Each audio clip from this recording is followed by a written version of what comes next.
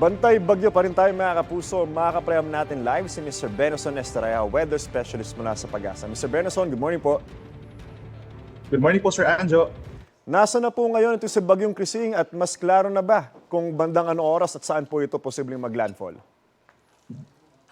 As of 4 in the morning po ay huling namataan itong si Bagyong Krising. 325 kilometers po sa silangan ng Tuguegarao City, Cagayan.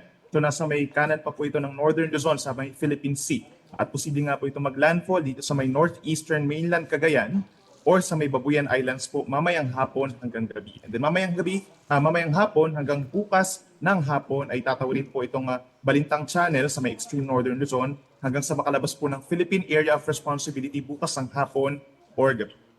Hihina ba agad itong si Krising matapos po itong landfall?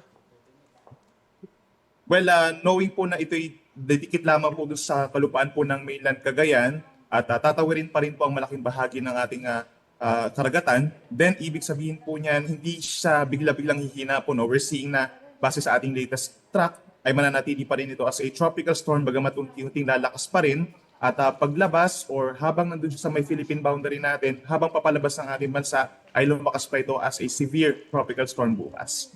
Mr. Benoson, may chance pa bang lumakas itong si Krising? Given na ito'y nasa may karagatan po, no, we're seeing that in the coming days, either didikit lamang siya dito sa may Cagayan, kaya sa mga susunod na araw, possible pa rin po na mag-intensify pa rin ito. And upon going doon sa may southern China is lumakas pa rin ito ng bahagya around more or less 100 kilometers per hour. Inaasahan po ba, Mr. Benoson, na magiging maulan pati itong weekend natin?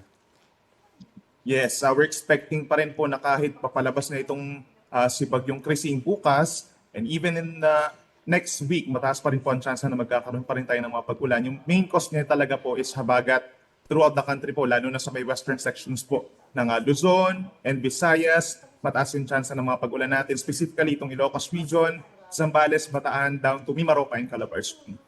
To Mr. Benoson, para po sa mga kabubukasan ng kanilang mga TV, maaari po ba nating banggitin muli ang mga lugar na may wind signal at yung mga storm surge warning na rin po?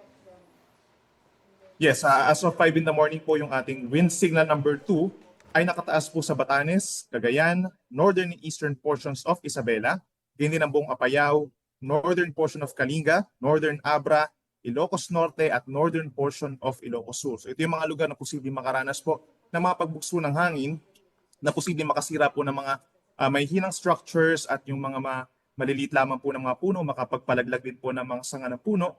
And then yung signal number 1 naman, merong kalakasan pa rin na hangin sa natitirang bahagi ng Isabela, Quirino, Nueva Vizcaya, rest of Kalinga, Mountain Province, Ifugao, rest of Abra, Benguet, rest of Ilocos Sur, La Union, Northern Pangasinan.